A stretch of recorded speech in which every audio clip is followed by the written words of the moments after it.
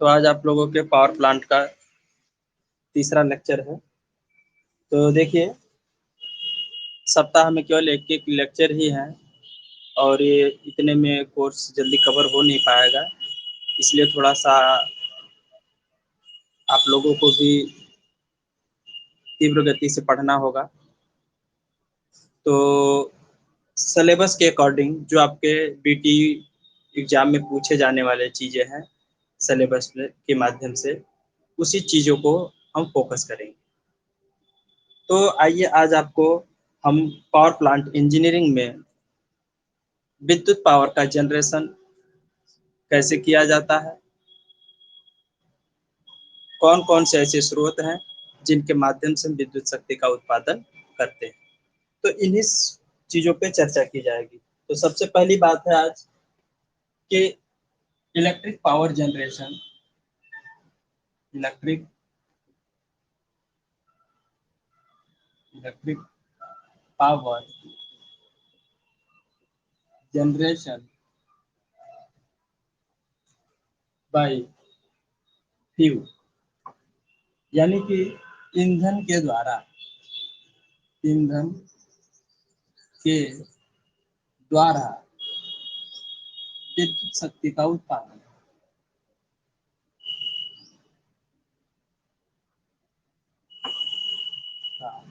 उत्पादन आप लोगों को स्पष्ट दिखाई दे रहा है बड़ा बड़ा? अगर नहीं स्पष्ट दिखाई दे रहा होगा तो बताइएगा, हम थोड़ा और बड़ा लिखेंगे। ठीक है, तो ईंधन के द्वारा विद्युत शक्ति का उत्पादन कैसे किया जा रहा है, इस चीज को हम देखेंगे, पढ़ेंगे उसके बाद। तो लिखिएगा इसके अंदर, मैं लिखता चल रहा हूँ, आप लोग साथ साथ लिखते चलिएगा।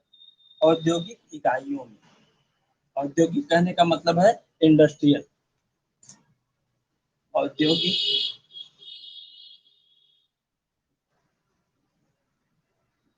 इकाइयों में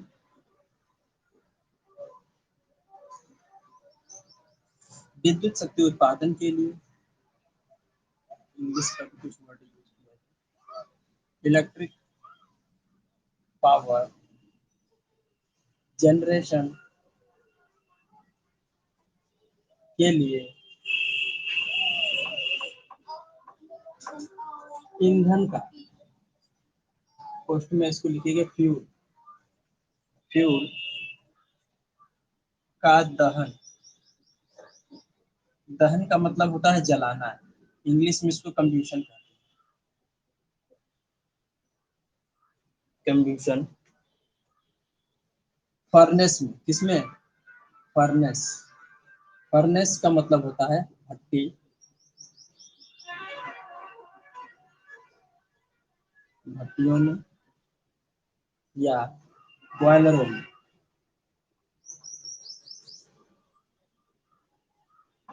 बॉयलर्स में किया जाता है।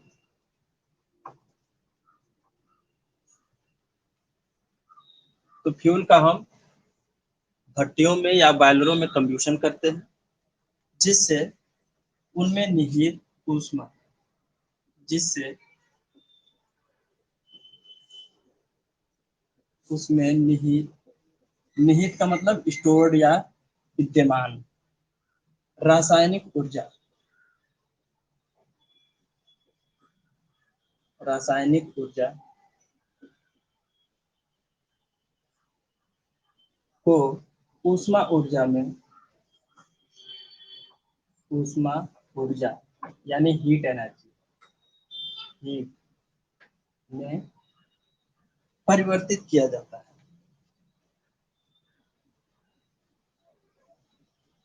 हीट में बदल दिया जाता है, हीट में रूपांतरित, रूपांतरित कर लिया जाता है।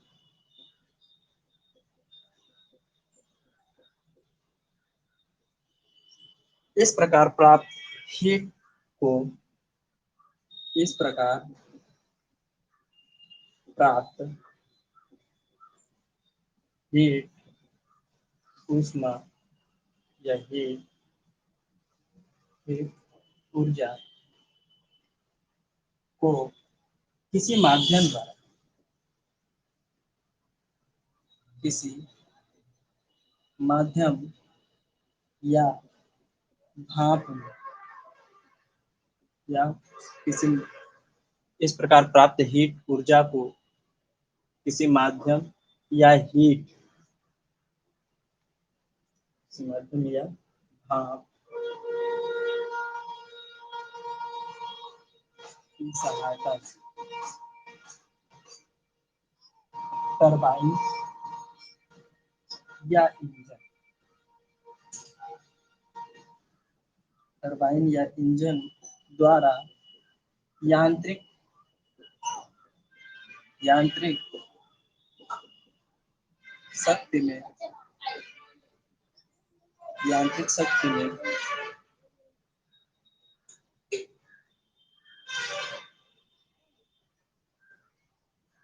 परिवर्तित कर दिया जाता है। ठीक है, इस प्रकार प्राप्त हीट ऊर्जा को किसी माध्यम या भाप की सहायता से टरबाइन इंजन द्वारा यांत्रिक शक्ति में परिवर्तित कर दिया जाता है। इसके पश्चात विद्युत जनित्र की सहायता से इलेक्ट्रिक जनरेटर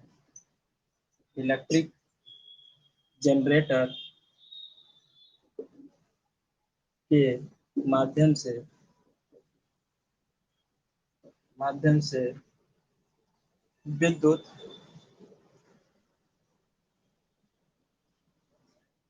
इलेक्ट्रिक पावर में बदल दिया जाता है।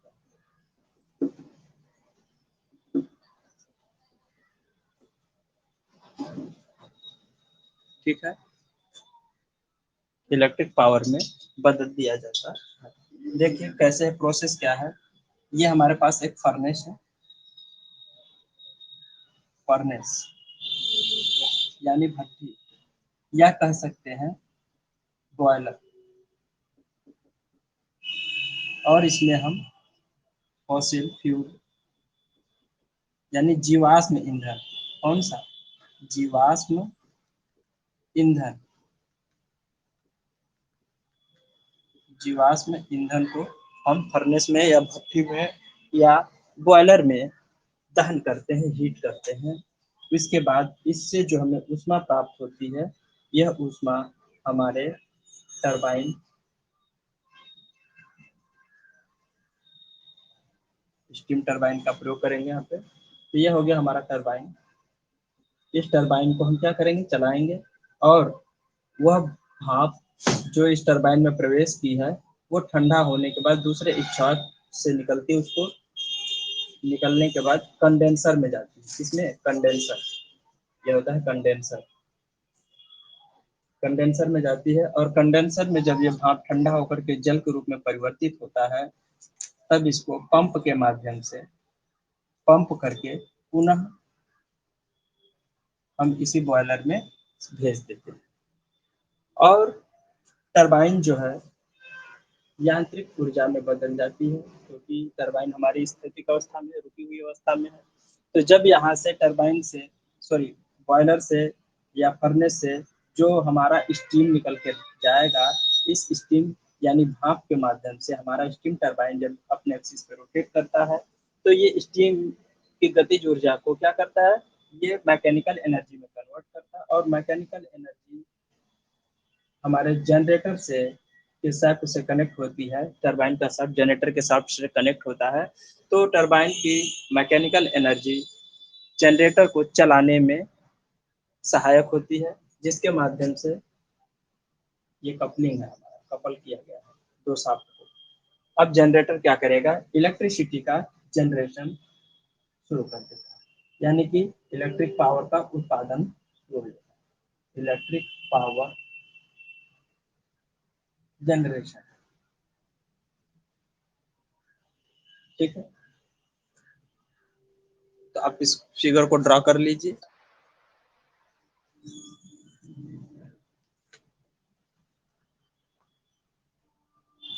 अब देखिए, दिख रहा है?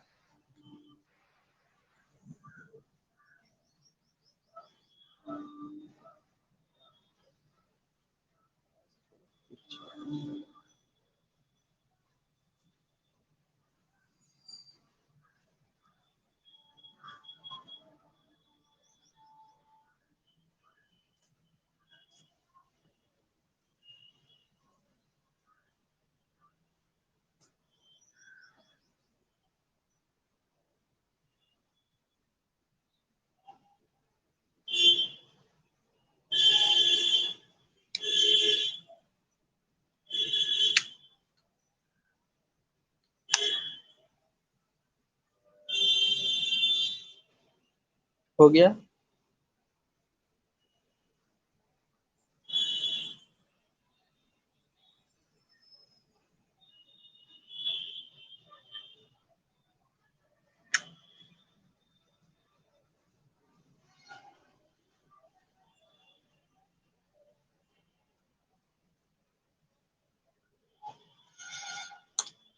चलिए अब आगे चलते हैं।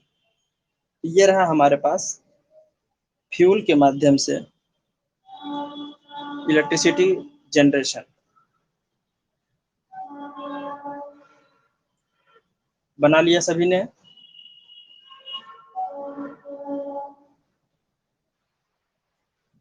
ठीक है, बना लीजिए, बना लीजिए।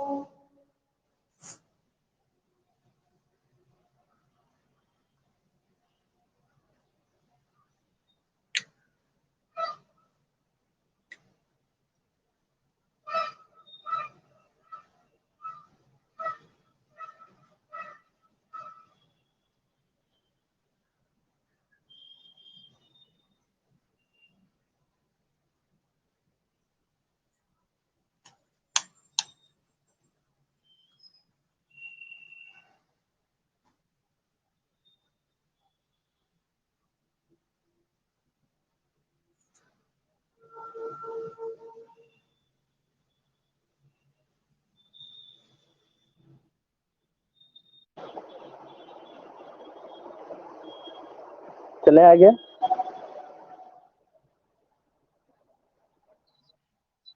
ओके, अब देखिए यहाँ पे फ्यूल के माध्यम से इलेक्ट्रिसिटी का जो जनरेशन हो रहा था, ये टॉपिक आपको क्लियर हुआ कि नहीं? हम किसी भी कोयला हो या कोई भी ईंधन हो जो जलाया जा सके, तो जब हम उसको भट्टी में जलाएंगे तो उससे हमारे भाप या मतलब क्या कहते हैं, हीट निकलेगी। क्या निकलेगी? ऊष्मा निकलेगी। उस ऊष्मा का उपयोग करके हम बॉयलर में रखे हुए पानी को क्या कर सकते हैं? बॉयल कर सकते हैं। जब पानी बॉयल हो जाएगा, भाप के रूप में परिवर्तित हो जाएगा, तो इस भाप या स्टीम को हम क्या करेंगे? लो प्रेशर टरबाइन या हाई प्रेशर, जैसा हमारे पास स्टीम का प्रेशर होगा उसके अनुसार हम यहाँ पे टरबाइन का प्रयोग करेंगे। ठीक है, अब ये टरबाइन भाप के माध्यम से अपने एक्सिस पे टरबाइन घूमना शुरू कर देगा। तो जब ये अपने एक्सिस पे घूमना शुरू करेगा तो इसके शाफ्ट से हमारा जनरेटर का शाफ्ट कनेक्टेड है। तो जब यह अपने एक्सिस पे घूमना आरंभ करता है तो इसकी शाफ्ट भी रोटेट करने लगेगी। तो इस शाफ्ट के ऊपर कौन सा फोर्स कार्य करेगा? इस शाफ्ट के ऊपर मैकेनिकल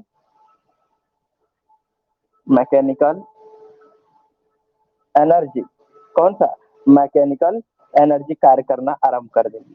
ठीक है, अब ये मैकेनिकल एनर्जी जो है जनरेटर को रोटेट कराएगी। जब जनरेटर हमारा रोटेट करना आरंभ कर देगा, जब रोटेट करेगा तो इस जनरेटर के माध्यम से हमारा विद्युत का जनरेशन शुरू हो जाता है। अब उसके बाद यहाँ पे देखिए, जो हमारी स्टीम यहाँ पे टरबाइन के पास गई थी, तो ये इनलेट से तो इन की, लेकिन इसके टरबाइन के आउटलेट से जब बाहर निकलती है तो इस स्टीम का प्रेशर क्या हो जाता है? लो हो जाता है, प्रेशर कम हो जाता है। और वो कंडेंसर में जब आता है भाप, तो यहाँ पर आने के बाद कंडेंसेट होने के बाद ये जल के रूप में परिवर्तित हो जाता है। जब जल के रूप में कंडेंसर में स्टोर हो जाता है तो इस जल को पुनः हम बॉयलर में कैसे भेजते हैं? एक वाटर पंप लगा देते हैं। ठीक है, पंप क्या होता है कि इस वाटर को, कंडेंसर में स्टोर वाटर को क्या करता है? पंप करके पुनः बॉयलर में भेज देता है। ठीक है, तो ये प्रोसेस हो गया हमारा फ्यूल के माध्यम से इलेक्ट्रिसिटी जनरेशन का। अब आगे चलते हैं वाटर के द्वारा कैसे इलेक्ट्रिसिटी का जनरेशन हो रहा है उसके बारे में चलते हैं कि वाटर के माध्यम से हम जनरेशन कैसे करेंगे।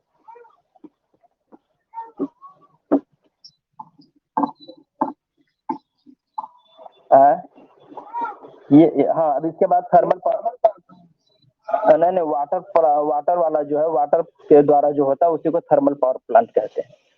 ठीक है, हाँ हाँ सॉरी, हाँ हाइड्रो कहते हैं, सॉरी हाँ by mistake, hydro power plant. हाँ हाँ बिल्कुल बिल्कुल, थर्मल है, हम मिस्टेक हो गया था हमसे।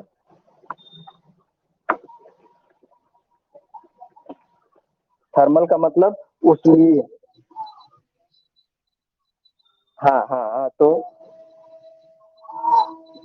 हाँ हाँ हाँ, ये फिगर बनेगा और इसमें आपको थर्मल एनर्जी का कन्वर्जन दिखाना पड़ेगा आपको। थर्मल एनर्जी का कन्वर्जन कैसे हो रहा था, हम एक फर्नेस में किसी भी फ्यूल को क्या कर रहे थे, कंब्यूशन कर रहे थे। ठीक है, तो ये चीज आपको वहाँ पे शो करनी पड़ेगी, यही फिगर आपको दिखाना पड़ेगा। अब आपको लेके चलते हैं electric power generation by fuel की जगह पे, अब यहाँ पे हो जाएगा आपका वाटर। ठीक है, और यहाँ पे हो जाएगा जल, शेडिंग बदल दीजिएगा, वाटर। ठीक है, अब यहाँ हो जाएगा जल के द्वारा विद्युत शक्ति का उत्पादन। तो आइए जल के द्वारा विद्युत शक्ति का उत्पादन कैसे हो रहा है इसके बारे में 2-4 लाइन लिखिएगा। लिखिए, वर्षा के जल एवं नदियों में प्रवाहित जल को, वर्षा के जल एवं नदियों में प्रवाहित जल, नदियों में प्रवाहित जल को ऊंचाई पर, ऊंचाई पर कोष्ठ में लिखिएगा डैम, बांध जिसे कहते हैं, बांध। बांध का मतलब पानी को रोक कर, ब्रैकेट में लिख दीजिएगा डैम, DAM डैम। ठीक है, डैम बनाकर, डैम बनाकर एकत्रित कर लिया जाता है, एकत्रित कर लिया जाता है। इस प्रकार प्राप्त जल में, इस प्रकार प्राप्त जल में या एकत्रित जल में, जल में स्थैतिक, स्थैतिक यानी कि स्टैटिक एनर्जी स्टोर हो जाती है।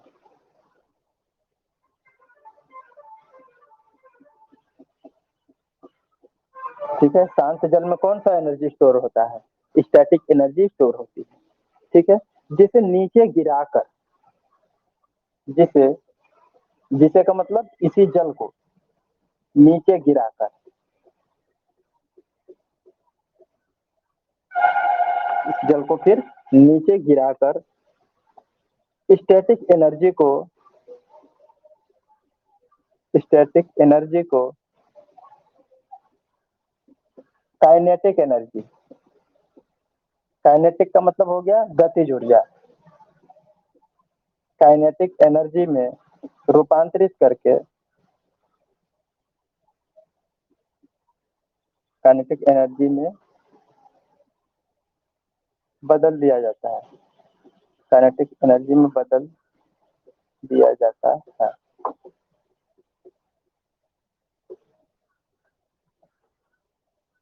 इस जल की गतिज ऊर्जा द्वारा, इस जल की काइनेटिक एनर्जी द्वारा, काइनेटिक एनर्जी द्वारा,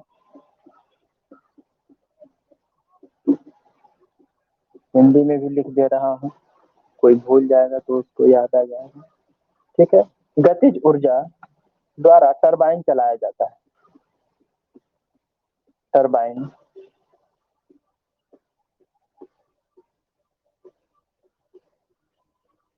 टरबाइन को चलाया जाता है।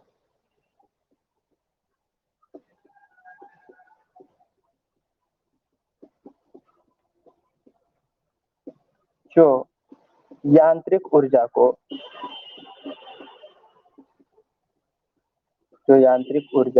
यानी कि मैकेनिकल एनर्जी,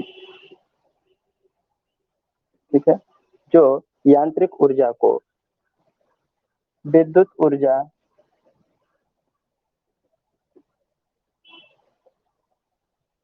विद्युत जनित्र को ट्रांसफर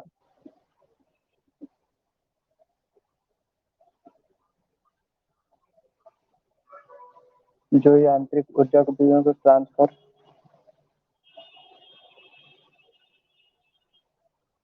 ट्रांसफर हो जाती है। इस प्रकार विद्युत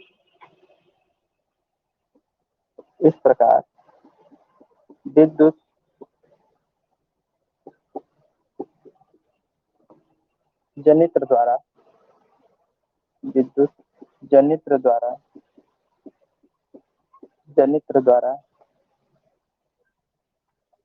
विद्युत शक्ति का उत्पादन होता है।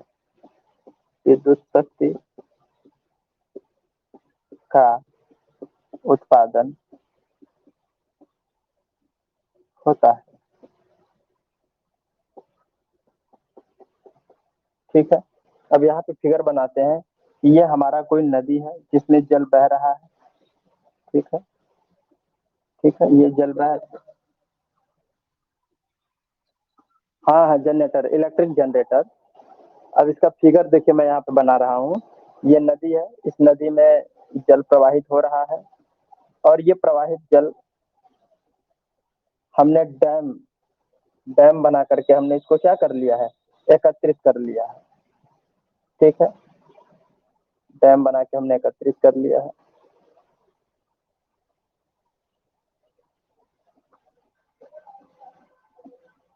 ठीक है, अब इस जल को, यहाँ पे गेट लगा हुआ है, क्या लगा हुआ है, गेट।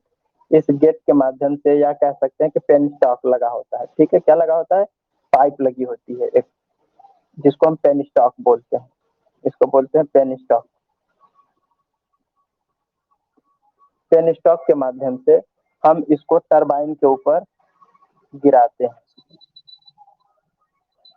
हाँ, रिकॉर्डिंग तो हो रही है।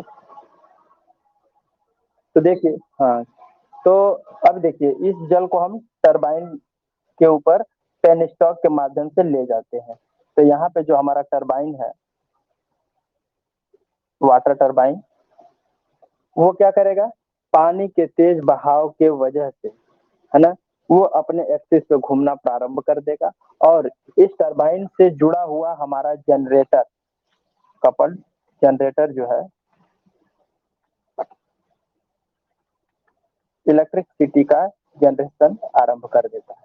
ठीक है, और यहाँ हमको क्या प्राप्त हो जाती है, इलेक्ट्रिक पावर, यानी कि विद्युत शक्ति हमको प्राप्त हो जाती है। और यहाँ पे मैकेनिकल एनर्जी काम कर रही है। ठीक है, ये हमारा हो गया वाटर द्वारा विद्युत शक्ति का उत्पादन। ये फिगर बना लीजिएगा।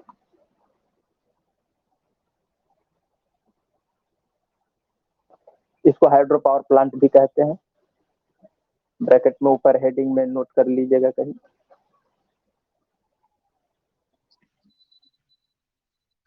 पेन स्टॉक एक माध्यम होता है जो डैम में स्टोर पानी को, ऊंचाई पर डैम में स्टोर पानी को उसी पेन स्टॉक यानी पाइप के माध्यम से पानी को टरबाइन के ब्लेड तक पहुंचाने का काम किया जाता है। ठीक है,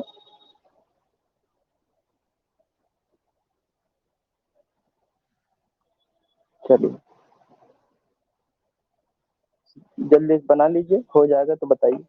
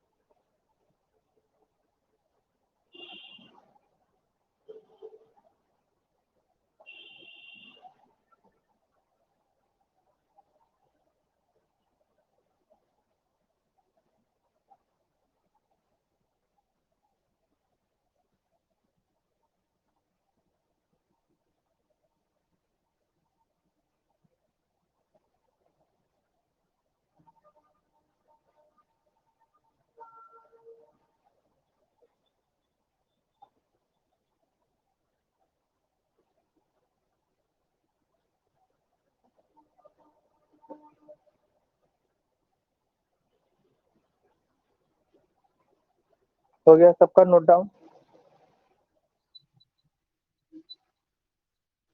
नहीं नहीं, वाटर पंप की तरह काम नहीं करता है, वो एक सपोर्ट है जो पानी को डैम से बाहर ला करके उसके पास पहुंचाने का काम। जैसे कि आपके पास टंकी में पानी भरा हुआ है, जैसे आप लोगों के घर के ऊपर क्या है, टंकी रखी हुई है, उसमें पानी भरा हुआ है, तो पानी को नीचे कैसे लाएंगे? तो पानी को नीचे लाने के लिए हम पाइपलाइन डालते हैं, तो उसको पाइपलाइन कहते हैं। यहाँ पे डैम पे जो है, डैम में स्टोर पानी को टरबाइन तक पहुंचाने के लिए जिस पाइप का इस्तेमाल करते हैं या जिस माध्यम का इस्तेमाल करते हैं, तो उसको हम पेन स्टॉक के नाम से जानते हैं। ठीक है, इंजीनियरिंग की भाषा में उसको पेन स्टॉक के नाम से जानते हैं। और घरों में जब हम पाइप पानी जो टंकी में ऊपर स्टोर होता है तो पाइप के माध्यम से लाते हैं, उसको क्या कहते हैं? वाटर पाइपलाइन कहते हैं। ठीक है। अब जैसे कि कहीं शहर के गंदे पानी को अब अगर हमको ले आकर के कहीं डिस्पोज करना हो, निस्तारण करना हो, तो वहां पे यूज की जाने वाली पाइपलाइन को हम क्या कहते हैं? सीवियर लाइन कहते हैं। तो अलग अलग उपयोगिता के आधार पर इसका नाम रखा जाता है। ठीक है, आपने इसको बना लिया। अब आगे चले।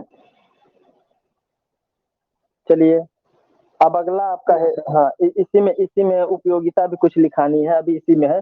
थोड़ा सा दो चार पंक्तियां और हैं जो आप लोगों को सहायक सिद्ध होगी। थोड़ा सा मैटर लंबा होना चाहिए ना लिखने के लिए, दो चार मैटर तो आप ऐसे ही लिखते लिखते भूल जाएंगे। आइए देखिए इसका उपयोग कहाँ कहाँ पे किया जा रहा है। अपने यूपी में अपने भारत में कौन कौन से जगहों पर इन विधि का प्रयोग किया जा रहा है कि वाटर के माध्यम से विद्युत पावर का जनरेशन। तो लिखिएगा, हेडिंग डालिएगा उपयोगिता। क्या हेडिंग डालेंगे? उपयोगिता। क्यों रहा है, कुछ है क्या? ठीक है, तो हेडिंग डालिएगा उपयोगिता, उसमें लिखिएगा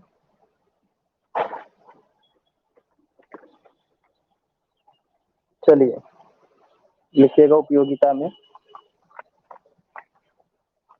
विश्व में जल शक्ति का अनुमानित उपयोग, विश्व में जल शक्ति यानी water plant, water power plant का अनुमानित अनुमानित उपयोग कितना है? 2.9 इंटू 10⁻6 मेगावाट। ठीक है, एक अनुमानित उपयोग है। ठीक है, यदि आंकड़ों की बात करें तो आंकड़ों के अनुसार विश्व में लगभग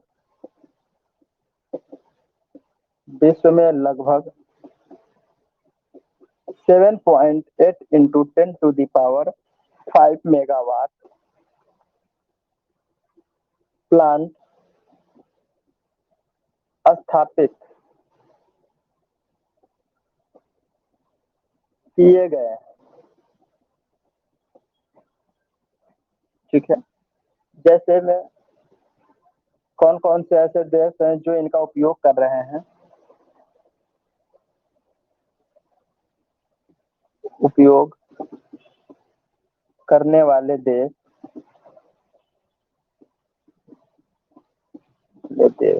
कौन कौन से ऐसे देश है जो इस शक्ति का, वाटर शक्ति सोर्स का इस्तेमाल कर रहे हैं? वो है आपका America, Canada, Italy, Sweden,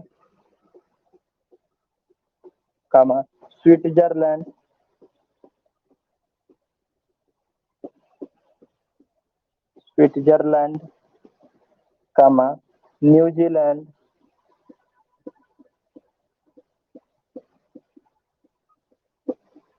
Australia,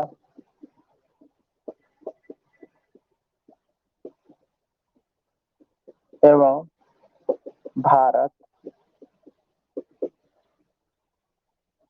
प्रमुख है। ठीक है, यानी America, Canada, Italy, Sweden, Switzerland, New Zealand, Australia एवं भारत प्रमुख हैं।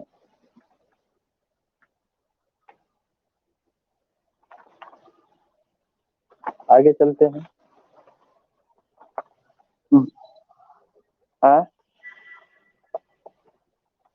चीन का नाम तो इसमें कहीं, चीन का नाम इस किताब में कहीं है नहीं। अगर ना ये पुराने हिसाब किताब से तो यही है, नए हिसाब किताब से अगर लगाया गया होगा तो होगा। हम अभी उसको देख करके बता देंगे जिस नई वाले में हमने इंक्लूड किया है तो। ठीक है, क्योंकि बहुत है, लेकिन बस मुख्य मुख्य लिखाया गया है, मुख्य रूप से जो प्रयोग हो रहे हैं। नहीं तो ऐसे बहुत सारे अभी देश हैं जहाँ पे जल स्रोत का भी इस्तेमाल हो रहा है। ठीक है, लेकिन अभी आपके मुख्य मुख्य देशों का दिखाया गया है खास खास। और बाकी तो बहुत जगह है यूज, क्योंकि हम इसका चार्ट जो है देखे हैं ना नेट पे, इसका चार्ट देखिएगा, इतने सारे कम से कम 50 ऐसे देश हैं छोटे मोटे या बड़े स्तर के जहाँ पे विद्युत शक्ति का उत्पादन होता है। ऐसा नहीं है कि चीन में नहीं होता, होता है। ठीक है, लेकिन हम एक बेसिक आंकड़ा छोटे तौर पे दिए हैं, क्योंकि कितने देशों के नाम याद रखेंगे, 50-60 50 कंट्रियों में हो रहे हैं। चलिए अब इसके नीचे लिखिएगा, भारत में भी बहुत जगह हो रहे हैं, लेकिन अब उसमें सब मुख्य मुख्य जगह ही लिखाएंगे आपको। भारत में इस व्यवस्था का उपयोग लगभग 20% ही है। ठीक है, इस स्रोत का लगभग, इस स्रोत द्वारा लगभग 8000 मेगावाट ही विद्युत पावर यानी विद्युत शक्ति उत्पादन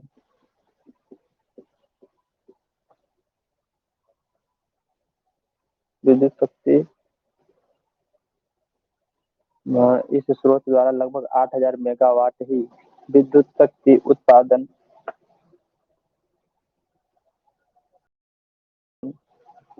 हो रहा है। ठीक है,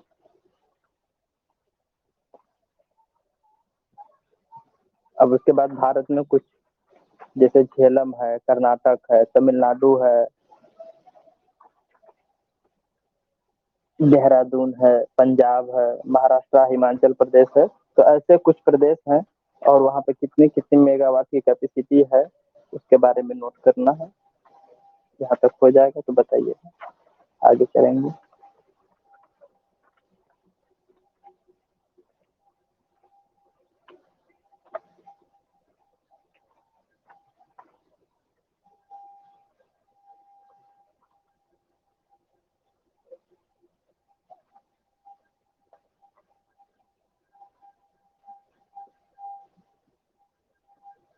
आगे चले,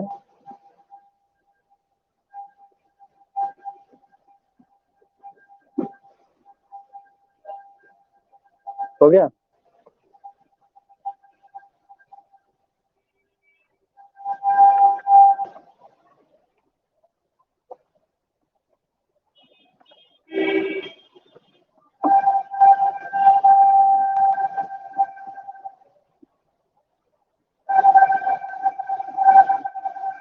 चलिए नोट कीजिएगा, भारत में जल विद्युत शक्ति, भारत में जल विद्युत शक्ति केंद्र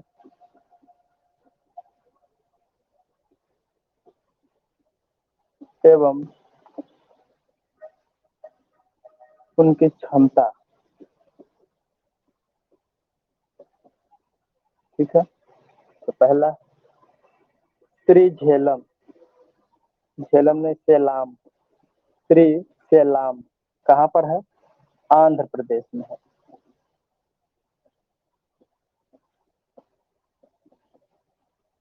कितना? 1200 मेगावाट। भाखड़ा नांगल,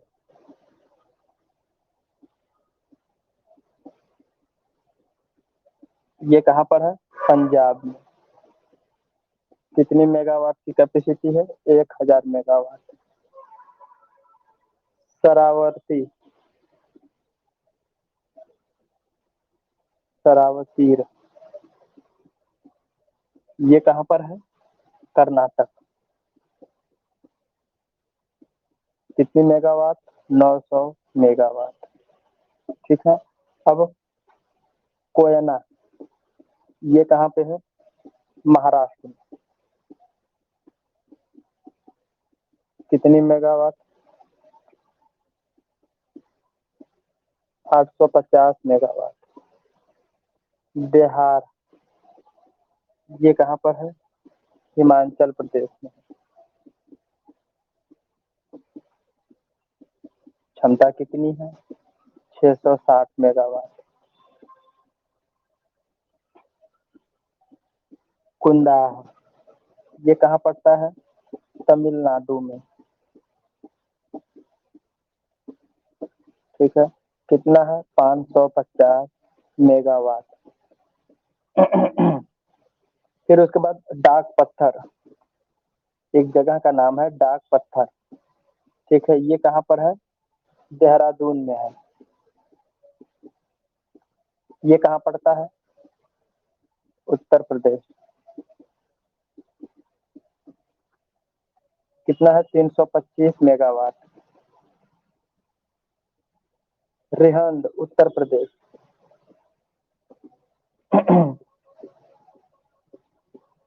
कितना है यहाँ पे? 300 मेगावाट। साबरगिरी, साबरगिरी कहाँ पड़ता है? केरल में। क्षमता कितनी है इस प्लांट की? 275 मेगावाट। अब उसके बाद लास्ट है मिटूर,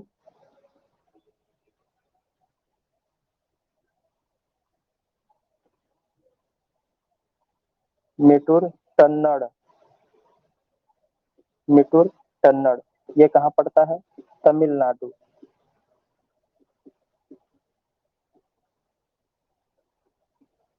कितना है? 200 मेगावाट। ठीक है,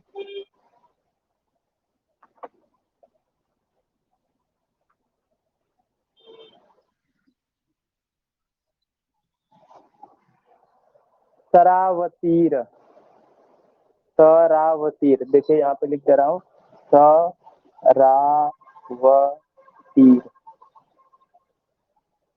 ठीक है, शरावतीर, ये है कोयना, ये है बिहार, एक ही में है। साफ साफ दिख रहा है ना, स्पष्ट?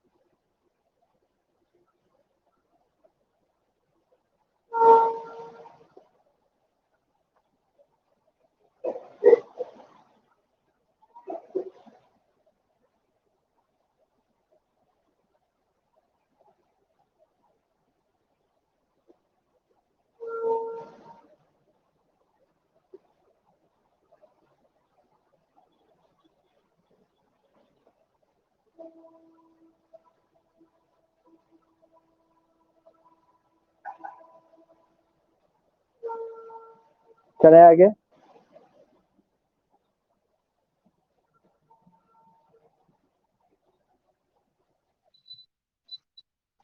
अच्छा चलिए, नीचे वाला छोड़ दे रहा हूँ, ऊपर वाला मिटा दिया है। जल्दी जल्दी नोट कर। देहरादून उत्तर प्रदेश में डाक पत्थर, डाक पत्थर, डाक पत्थर एक जगह का नाम है जहाँ पर ये स्थापित किया गया है।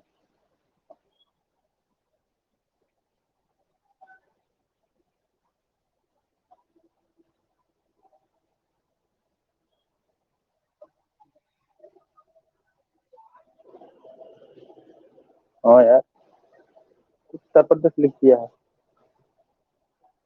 बदल लो उसको, बदल लो आप। हम भी बदल लीजिए उसको,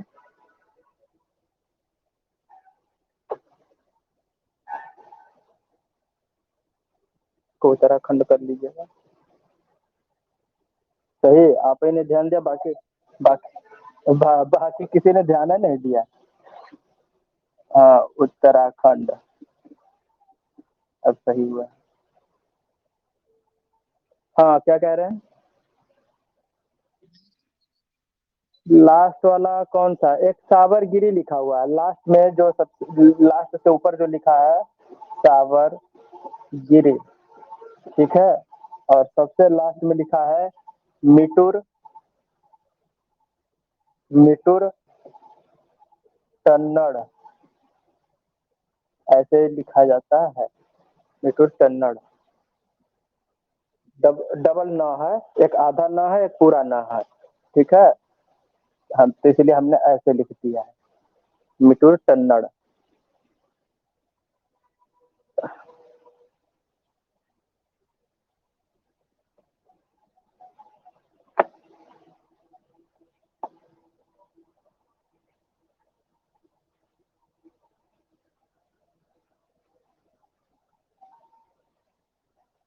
नव भारत वाले में नव भारत वाले में जहाँ पे डाक पत्थर देहरादून लिखा है, यहाँ पे आप उत्तराखंड बना लीजिएगा। किताब में थोड़ा मिस्टेक है, हम भी ध्यान नहीं दिए थे, नोट कराते कराते हमसे भी मिस्टेक हो गया था। डाक पत्थर देहरादून, ये है उत्तराखंड। किताब में मिस्टेक है, जरा इसको मेंटेन कर लीजिएगा। चलिए आगे चलते हैं।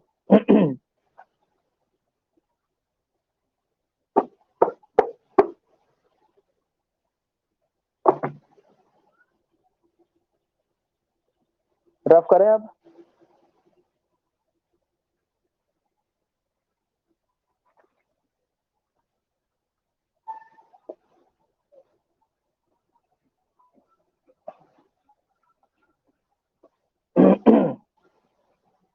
Electric power generation bye diesel, electric power generation bye diesel, ठीक है। डीजल स्रोत के द्वारा विद्युत शक्ति का उत्पादन, ठीक है। तो डीजल एक पेट्रोलियम पदार्थ है, डीजल एक पेट्रोलियम पदार्थ है,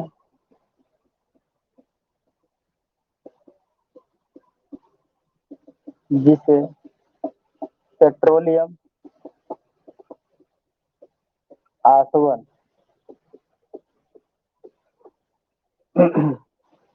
डिस्टिलेशन के द्वारा प्राप्त किया जाता है,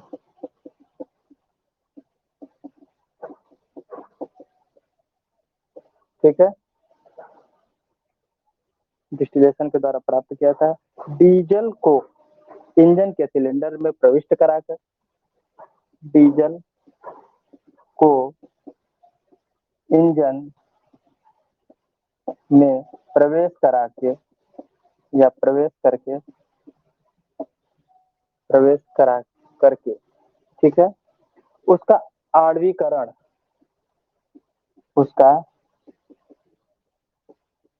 आणविकरण, एटोमाइजेशन,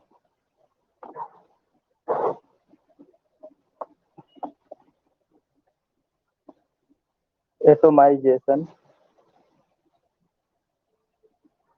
एटोमाइजेशन एवं कंब्यूशन, कंब्यूशन की क्रिया द्वारा, क्रिया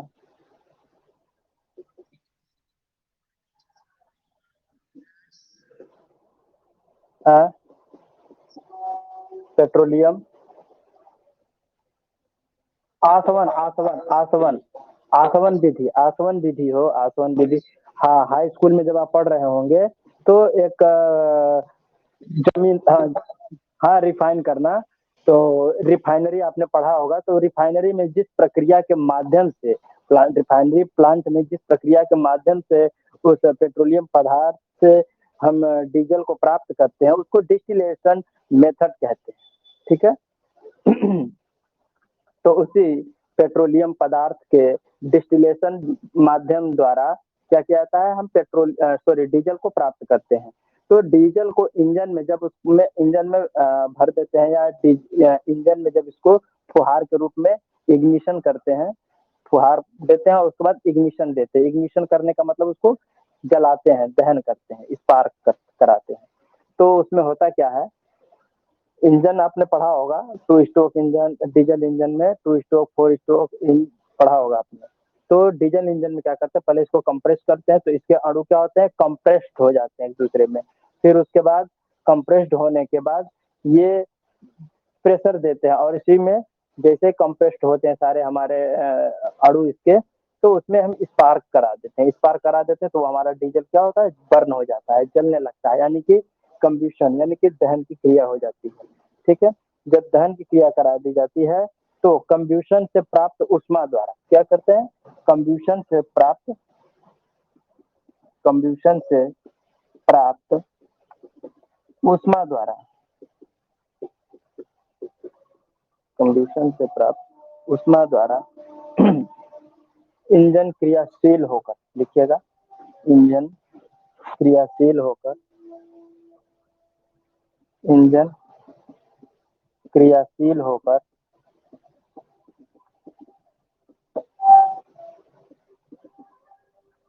इंजन क्रियाशील होकर विद्युत जनित्र को संचालित करता है। विद्युत, इलेक्ट्रिक जनरेटर को, इलेक्ट्रिक जनरेटर को ऑपरेट करता है, यानी प्रचालित करता है, ऑपरेट कर देता है या कराते हैं। तो ऑपरेट कर देता है, जिससे विद्युत शक्ति का उत्पादन आरंभ हो जाता है, जिससे विद्युत शक्ति का, इलेक्ट्रिक पावर का जनरेशन प्रारंभ हो जाता है,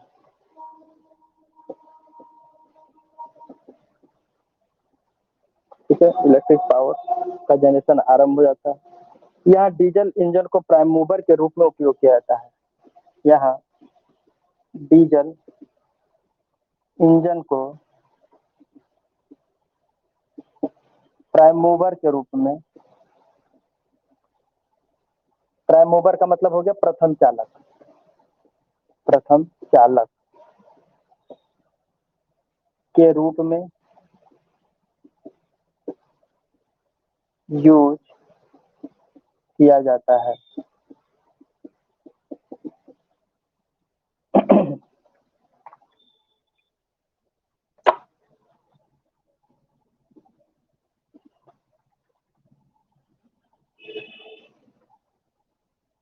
डीजल इंजन को प्रथम चालक के रूप में यूज किया जाता है।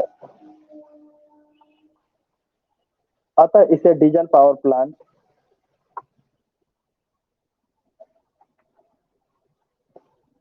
इस इस प्रकार बने प्लांट, इस प्रकार स्थापित प्लांट को डीजल डीजल पावर प्लांट या स्टेशन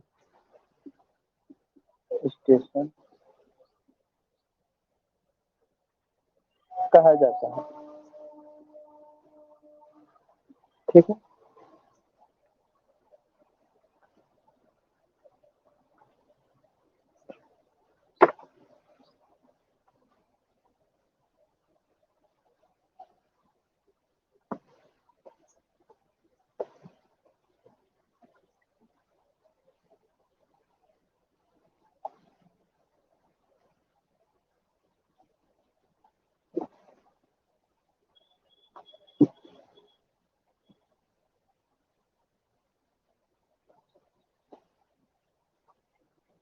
तो डीजल को क्या किया जा रहा था यहाँ पे, एक इंजन में इंजन के सिलेंडर में डीजल को प्रविष्ट करा के उसको कंप्रेस करने के बाद इस स्पार्क द्वारा दहन किया जा रहा है। दहन के फलस्वरूप जो उसमें पिस्टन के ऊपर एक्शन होता है, उस एक्शन के माध्यम से हम इलेक्ट्रिक जनरेटर को संचालित करते हैं, और जैसे ही इलेक्ट्रिक जनरेटर हमारा संचालित होता है वो विद्युत शक्ति का उत्पादन आरंभ कर देता है। इस प्रक्रिया में या इस सिस्टम में जो हम प्लांट को स्थापित करते हैं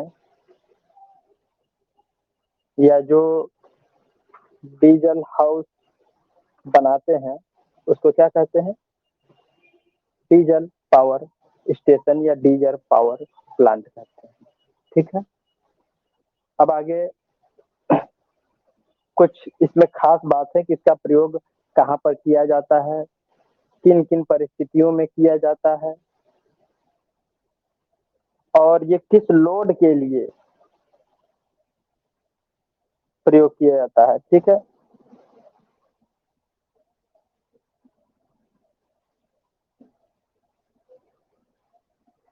तो आइए नोट में लिखिएगा, रफ करें इसे।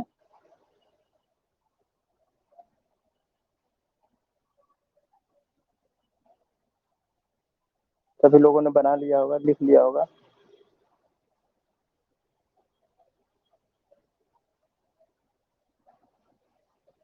आइए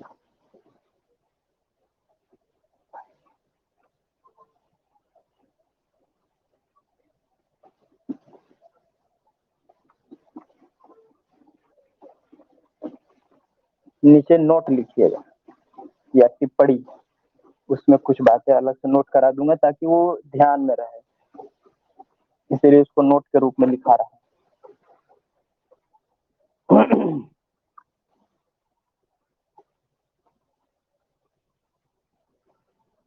23 लोग हैं ऑनलाइन कनेक्टेड। देखिए नोट में लिखिएगा, नोट में इसलिए लिखा रहा हूँ ताकि ये आपको ध्यान में सदैव बना रहे। इस संयंत्र का उपयोग वहां किया जाता है, इस संयंत्र का उपयोग वहां किया जाता है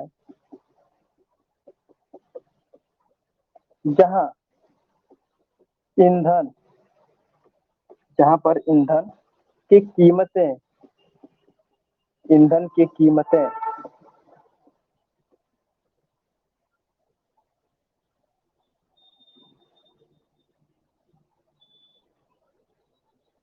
जहाँ ईंधन की कीमतें कम होती हैं, अब कौन से ईंधन की कीमत की बात की जा रही है, ईंधन की कीमतें, ईंधन में यहाँ पे लिख दीजिएगा डीजल, तभी तो आपको मालूम होगा कि डीजल की कीमत अगर जहाँ पे कम हो तो वहाँ पे जाहिर सी बात है कि सर्वाधिक मात्रा में डीजल प्लांट ही स्थापित किए जाएंगे। दूसरा, जहाँ तेल की अपेक्षा कोयला सस्ता हो, ये एक पॉइंट हो गया। दूसरा पॉइंट लिखिएगा, जहाँ तेल कोयले की अपेक्षा सस्ता होता है, जहाँ तेल, तेल में कौन सा, डीजल, कोयले की अपेक्षा, कोयले की अपेक्षा सस्ता होता है।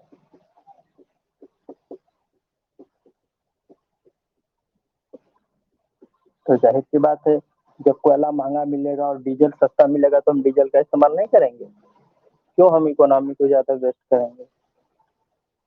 पानी की सप्लाई सीमित होती है, जहां पर पानी की सप्लाई, पानी की सप्लाई यानी आपूर्ति सीमित हो। भाई देखिए, जहां पर पानी की मात्रा कम हो उपलब्ध, तो वहां पे पावर प्लांट जो है वाटर पे डिपेंडेंट ना यूज कर पाएंगे हम, तो इसलिए वहां पे क्या करते हैं, डीजल का ही उपयोग करते हैं। और एक बात, विद्युत लोड, जहां पर इलेक्ट्रिक लोड यानी विद्युत भार, जहां पर विद्युत भार कम हो तो वहां पे इसका उपयोग कर सकते हैं। इन्हें वैकल्पिक सोर्स के रूप में, इनका उपयोग वैकल्पिक, वैकल्पिक का मतलब एक विकल्प के रूप में, विकल्प के रूप में, वैकल्पिक प्लांट के रूप में इस्तेमाल किया जाता है। वैकल्पिक प्लांट, इसको इंग्लिश में कहते हैं stand by, stand by plant, ठीक है। जैसे कि हम लोग बैटरी का उपयोग यानी किस लिए करते हैं, एक वैकल्पिक सोर्स के रूप में करते हैं, ठीक है, कि अगर इलेक्ट्रिसिटी नहीं आ रही तो हम बैटरी में स्टोर एनर्जी का इस्तेमाल कर सकें, ठीक है, इस रूप में उसे वैकल्पिक रूप कहा जाएगा। अब उसके बाद peak load, peak load plant के रूप में भी इस्तेमाल होता है।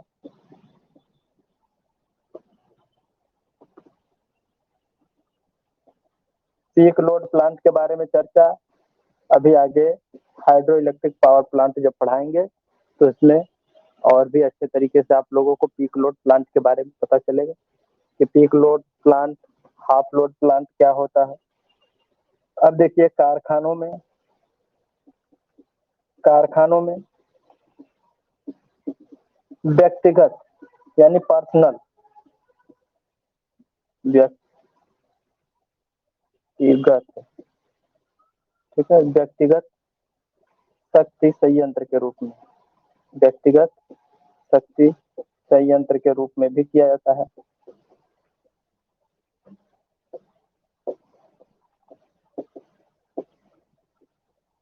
ठीक है, यहाँ आपका डीजल पावर प्लांट खत्म होता है।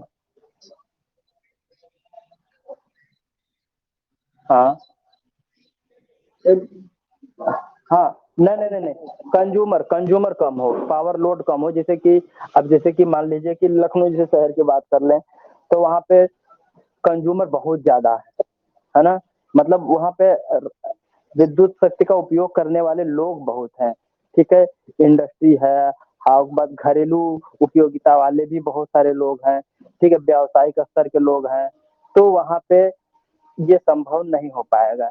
इसका कहने का तात्पर्य है कि जहाँ पे लोड कम हो यानी कि बहुत कम इस्तेमाल हो रही है बिजली, तो वहाँ पे हमने कहा कि विद्युत भार बहुत कम हो, ठीक है, विद्युत भार का मतलब इलेक्ट्रिक लोड। अब जहाँ विकसित देश है या विकसित क्षेत्र है, विकसित जिला है ना, तो ऐसी जगहों पे जहाँ पे इलेक्ट्रिसिटी का ज्यादा उपयोग हो रहा है, सारा काम इलेक्ट्रिसिटी पे डिपेंडेंट है, तो वहाँ पे नहीं उपयोग कर पाएंगे क्योंकि इसकी कैपेसिटी उतनी नहीं है डीजल पावर प्लांट की। स्टैंड बाय प्लांट का मतलब एक वैकल्पिक रूप में, मैंने कहा था ना अभी अभी कि जैसे कि मान लीजिए कि ऑप्शनल जिसको कह सकते हैं, है ना, लेकिन यहाँ पे एक प्रॉपर इसका एक सेंटेंस है, स्टैंड बाय मोड। नहीं कहते हैं कि हम किसी भी इन्वर्टर को स्टैंड बाय मोड में लगा दिए हैं कि ताकि एक प्रक्रिया चल रही है, अगर अचानक उसमें कोई व्यवधान उत्पन्न होता है तो दूसरी दूसरी माध्यम से, स्टैंड बाय माध्यम से हम उसको ऑपरेशन में जारी रख सकें। ठीक है।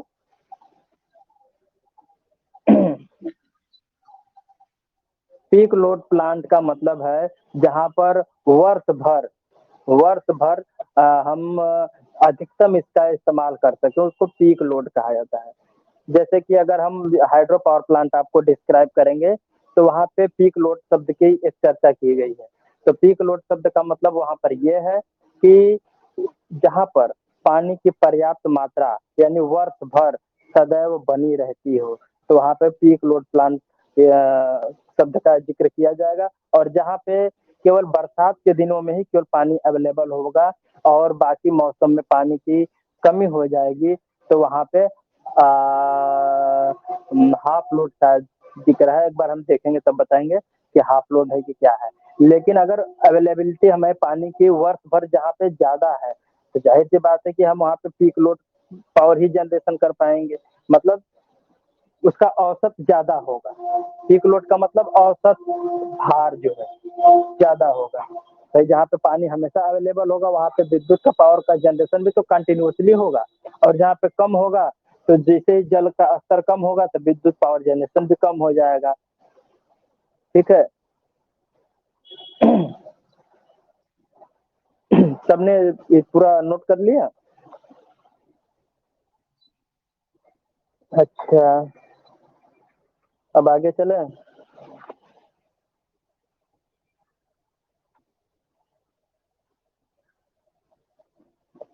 विंड एनर्जी, चलिए विंड एनर्जी की तरफ चलते हैं। एक टॉपिक और पढ़ा देता हूँ मैं आप लोगों को। अभी इसमें न्यूक्लियर पावर प्लांट भी है कि न्यूक्लियर के द्वारा कैसे होता है, ये सब तो छोटा मोटा भी आपको यहाँ पे डिस्क्रिप्शन दिया जा रहा है। अब अभी इसका डीपली एनालिसिस आपको करना है अंदर, है ना। डीप स्टडी भी अलग अलग चैप्टर ही है, एक थर्मल पावर प्लांट का है, न्यूक्लियर पावर प्लांट का है, डीजल पावर प्लांट का है। ठीक है। फिर उसके बाद आता है एक कन्वेंशनल एंड नॉन कन्वेंशनल, यानी कि combined electric power generation system. वहाँ पे आपको टाइडल एनर्जी का भी इस्तेमाल किया जाए। हाँ हाँ हाँ। फिर उसके बाद आपको टाइडल एनर्जी के बारे में डीपली किया जाएगा कि टाइडल एनर्जी का कैसे उपयोग हो रहा है, double basin, single basin, multiple basin जो भी है सब पढ़ने हैं आपको। और यही चीजें आपको आगे चल करके थर्ड ईयर में एक energy sorry resources of energy है, उसमें भी आपको पढ़ना है यही सारी चीजें इलेक्ट्रिक। तो इस चीज को बढ़िया से पढ़िएगा, क्योंकि अब आगे जब आपको पढ़ने को मिलेगा तो उसमें आप लोगों को सुविधा हो जाएगी, दिक्कत नहीं आएगी और आपके लिए बेहद आसान हो जाएगा। ठीक है। लिखिएगा इसमें, मार्कर कहाँ गया, electric power generation by water, अरे sorry wind energy, wind energy. ठीक है। तो देखिए, पवन ऊर्जा के द्वारा विद्युत शक्ति का उत्पादन। तो लिखिएगा,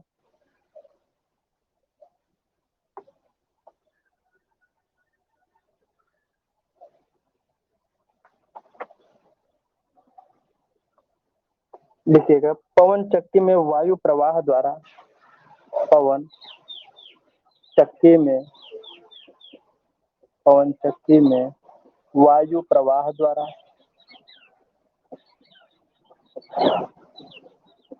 क्षैतिज क्षैतिज क्षैतिज को क्या बोलेंगे, हॉरिजेंटल। और ऊर्ध्वाधर को क्या बोलेंगे, वर्टिकल।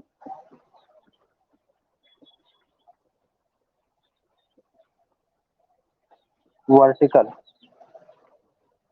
अक्ष पर ब्लेड घूमते हैं, वर्टिकल अक्ष पर ब्लेड घूमते हैं यानी मूव करते हैं। ठीक है, पवन चक्की में दो टाइप की होती है। ठीक है, एक होता है हॉरिजॉन्टल एक्सिस पे घूमने वाला, एक होता है वर्टिकल एक्सिस पे घूमने वाला।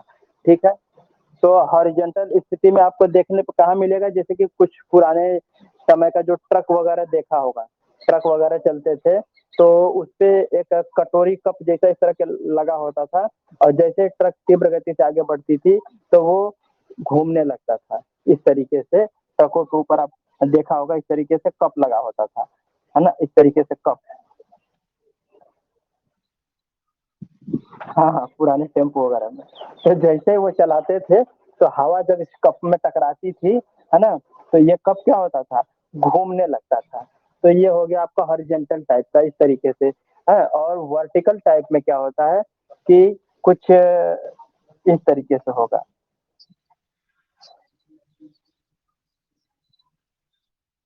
नहीं, जनरेट नहीं होता तो एक शो पीस में लगा हुआ होता था। अब कहाँ शो पीस में लगा हुआ होता है, अब तो बहुत नहीं देखने को मिलता है। पहले ट्रक में पुराने मुंह वाला जो ट्रक नहीं होता था, कुछ इस तरीके से मुंह वाला जो ट्रक होता था, है ना, इस मुंह वाला जो ट्रक होता था उसमें देखने को मिलता था अक्सर। आइए आगे चलते हैं। और उसको मुंह नोचवा भी कहते थे कुछ लोग। पवन चक्की में वायु प्रवाह द्वारा क्षैतिज क्षैतिज या ऊर्ध्वाधर अक्ष पर ब्लेड घूमते रहते हैं। क्या घूमता रहता है, ब्लेड घूमता रहता है। इस जिससे यांत्रिक ऊर्जा उपजती है, जिससे जिससे यांत्रिक ऊर्जा यानी कि मैकेनिकल एनर्जी, मैकेनिकल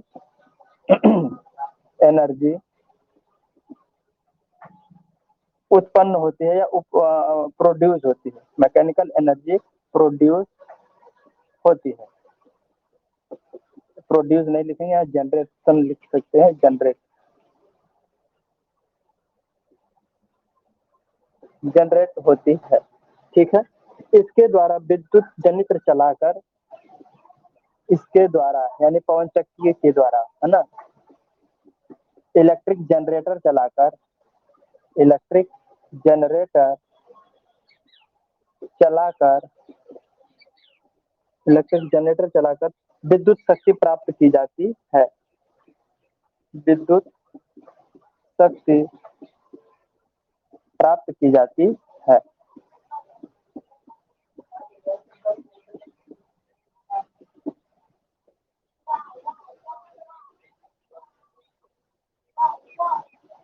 अब आइए एक फिगर बना के दिखाता हूँ आपको। ये हमारे पास एक स्तंभ होता है, ठीक है ना, ये स्तंभ होता है हमारा। इस स्तंभ के ऊपर एक मैकेनिज्म लगा होता है। इस मैकेनिज्म में हमारा क्या है, पवन चक्की। ये मैकेनिज्म का ये शाफ्ट हो गया है, इस पे क्या है हमारा पवन चक्की ये लगा हुआ है, ब्लेड लगी हुई है। ठीक है, पवन चक्की की ये ब्लेड लगी हुई है।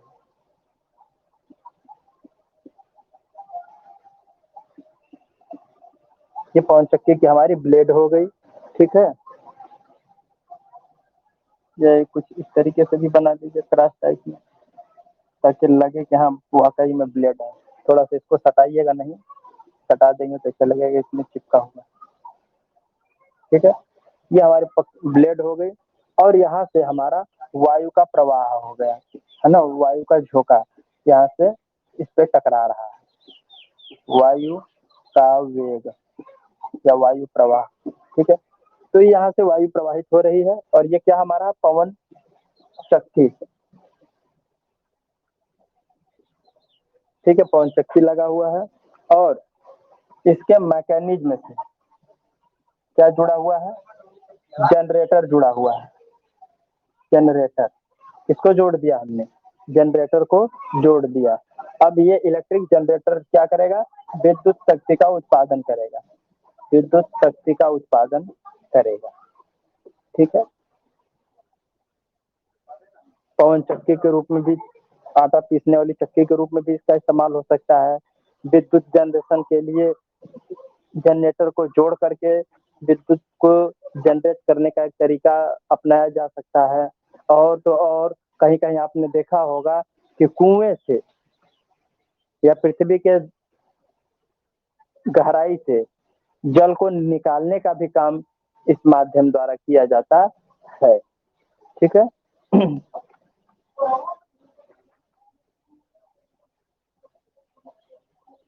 लेकिन इसमें जानते हैं एक समस्या यह होती है कि हवा की दिशा सदैव एक समान नहीं रहती है। हवा की दिशा में समय समय पर बदलाव होता रहता है, तो इसलिए इसकी डायरेक्शन बदलती है तो दिक्कत आता है। तो इस समस्या से बचाव के लिए एक दूसरा माध्यम भी है जहाँ पे हवा का दिशा रुख प्रत्येक क्षण बदलता रहता है, तो वहाँ पे रोटरी टाइप का हम पवन चक्की इस्तेमाल करते हैं कि वो हवा के डायरेक्शन के अनुसार अपने आप को एडजस्ट कर लेता है। ठीक है, इसको नोट कर लीजिएगा।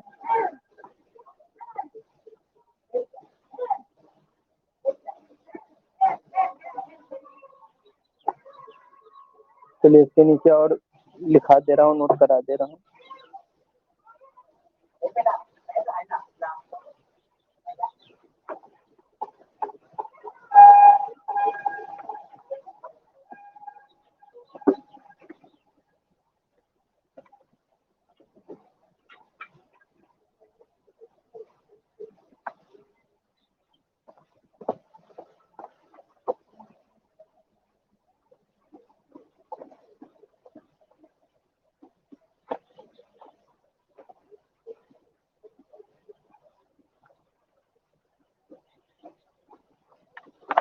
चलिए इसके नीचे नोट करिएगा। वायु ऊर्जा द्वारा वायु प्रवाह की दिशा सदैव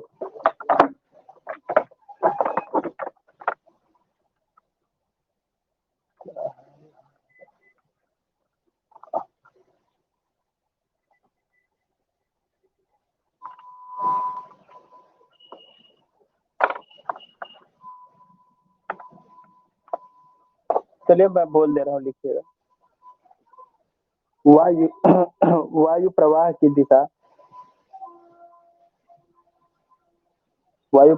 दिशा तथा तीव्रता बदलती रहती है। वायु प्रवाह की दिशा तथा तीव्रता बदलती रहती है और वर्ष के कुछ समय में ही तीव्र प्रवाह उपलब्ध हो पाता है। वर्ष के कुछ समय ही तीव्र प्रवाह उपलब्ध हो पाता है।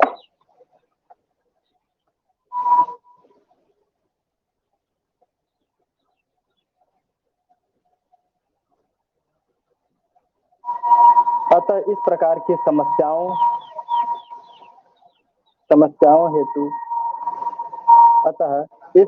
समस्याओं हेतु निम्न चार विधियों का प्रयोग किया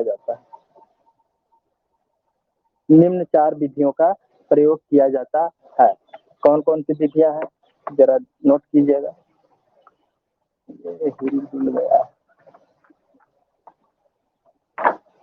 चलिए चार विधियां कौन कौन सी, जरा उसके बारे में देखिएगा।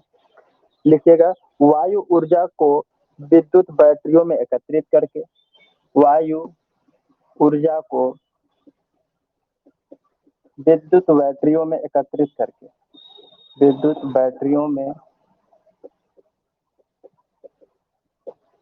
एकत्रित करके, ठीक है। यानी कि भाई समय समय पर ही केवल हवा का रुख तीव्र मिलता है और हवा की दिशा भी परिवर्तित होती रहती है। अर्थात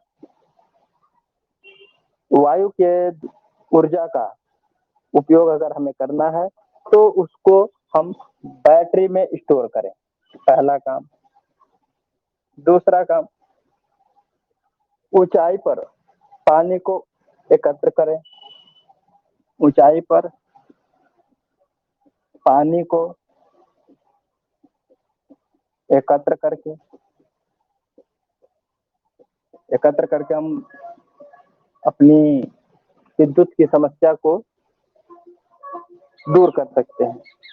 उसके बाद गतिपालक पहिए का प्रयोग करके, गतिपालक गतिपालक को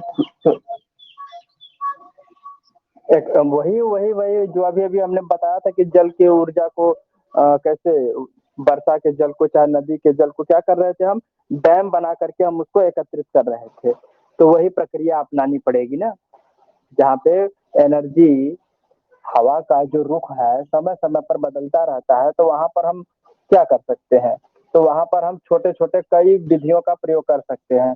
पहली बात की वायु से जो हमारी विद्युत बन रही थी उस विद्युत को हम क्या करेंगे, बैटरी में स्टोर कर लें।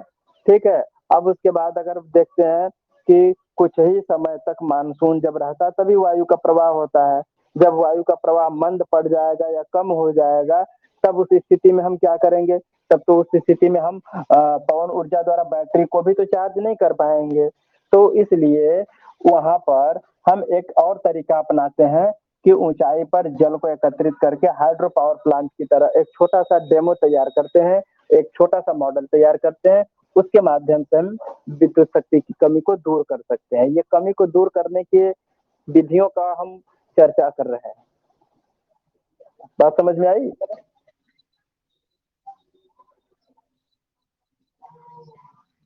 हाँ हाँ, बस विंड एनर्जी में नहीं नहीं, वो प्रोसेस ही अलग हो जाएगा।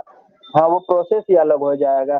केवल टरबाइन को घुमाएंगे, विंड किस शब्द का, विंड टरबाइन का नाम नहीं लेंगे वहां पे, विंड टरबाइन का नाम नहीं लेंगे वहां पे, केवल टरबाइन को केवल घुमाएंगे। विंड वाले पिस्टन से उसको डिस्कनेक्ट कर देंगे और टरबाइन हमारी वही रहेगी, उसी टरबाइन को हमें घुमाना है। ठीक है। देखिए, दे, देख हाँ देखिए, हमने कहा कि ये हमारा जो प्लांट लगा हुआ है, पवन ऊर्जा वाला जो प्लांट लगा हुआ है, इस प्लांट पे जो हमारा ब्लेड लगा हुआ है, ये ब्लेड हमारा जब घूमेगा तो इससे डायरेक्टली हम केवल जनरेटर चला रहे हैं, इसमें हम टरबाइन शब्द कहीं जोड़े नहीं है, टरबाइन हमने कहीं नहीं यूज किया है। तो टरबाइन शब्द की कि इस प्लांट में, पवन चक्की वाले प्लांट में समस्या यह है कि समय समय पर हवा का प्रवाह एवं दिशा में बदलाव होता रहता है। इसलिए इसके द्वारा हम ज्यादा विद्युत का उत्पादन नहीं कर पाएंगे। तो जितने समय के लिए मानसून बना रहता उतने दौर तक तो हम विद्युत का इस्तेमाल कर ही रहे हैं, साथ ही साथ बैटरी को भी हम स्टोर कर लेंगे, चार्ज कर लेंगे। ठीक है। जब हमको हवा का रुख कम मिलेगा या नहीं भी मिलेगा तब भी हम विद्युत का उपयोग कर पाएंगे, हम वंचित नहीं रह पाएंगे। और दूसरा माध्यम और उपयोग किया जा सकता है कि जब जिस समय हवा का रुख कमजोर पड़ जाता है या मानसून बिगड़ जाता है, उस दौरान पानी जो हमारा सोर्स है, इस पानी को ऊंचाई पे स्टोर करके रखे हैं, तो इस पानी के द्वारा भी हम विद्युत शक्ति का उत्पादन कर रहे हैं और बैटरी को चार्ज कर रहे हैं।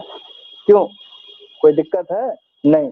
और फ्लाई व्हील, फ्लाई व्हील का मतलब होता है गति पालक। जैसे कि आप कोई इंजन वगैरह है तो इंजन में क्या फ्लाई व्हील लगा होता है कि नहीं, फ्लाई व्हील ये पिस्टन होता है, तो इसमें एक मोटा सा इस तरीके से लगा होता है फ्लाई व्हील, जो क्या करता है, इसको अपने एक्सिस पे घुमाने का काम करता है। ये इंजन हो गया, इंजन में फ्लाई व्हील लगा हुआ है और इससे ये आगे पीछे इसको घुमाने का काम करता है। तो ये क्या हो जाएगा, फ्लाई व्हील।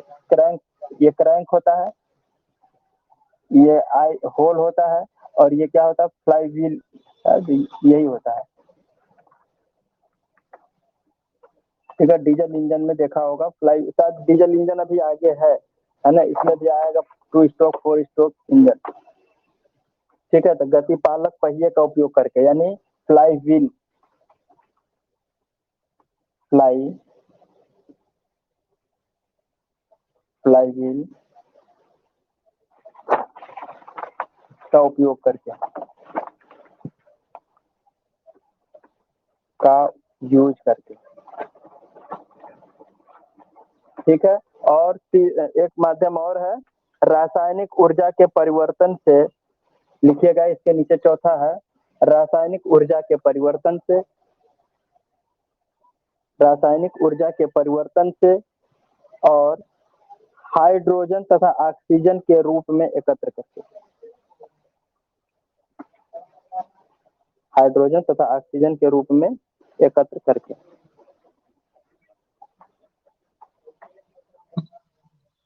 हाँ, चौथा रासायनिक ऊर्जा वही लकड़ी वगैरह है जो आप उसको हवा एवं ऑक्सीजन हाइड्रोजन की उपस्थिति में जला करके उसके ऊर्जा का उपयोग नहीं कर सकते हैं।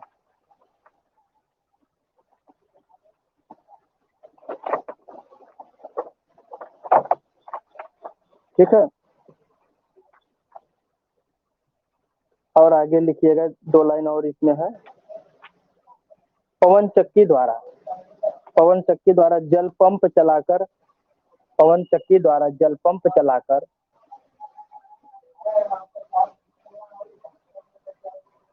हो गया। पवन चक्की द्वारा जल पंप चलाकर पानी को ऊंचाई पर एकत्रित कर लेते हैं। पवन चक्की द्वारा जल पंप चलाकर पानी को ऊंचाई पर एकत्रित कर लेते हैं। फिर आवश्यकता अनुसार पानी को नीचे प्रवाहित करके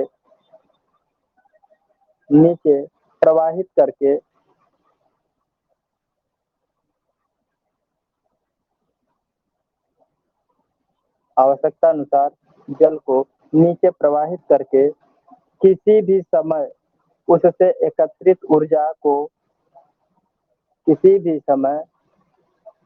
उसमें एकत्रित ऊर्जा को विद्युत शक्ति में परिवर्तित किया जा सकता है।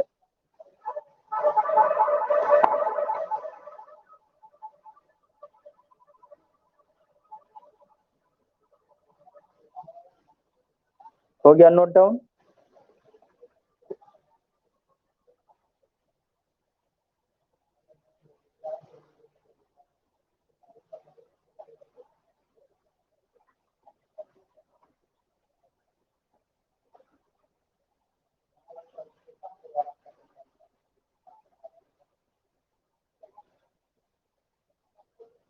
तो अब आप लोगों की क्लास यहीं पे समाप्त की जा रही है।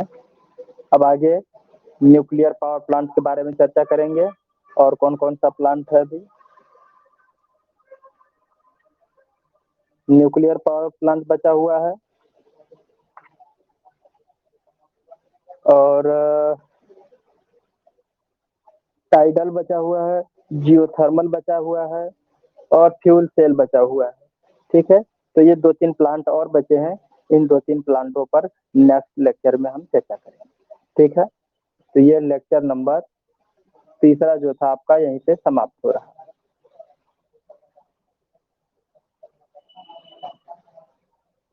Thank you to all of you.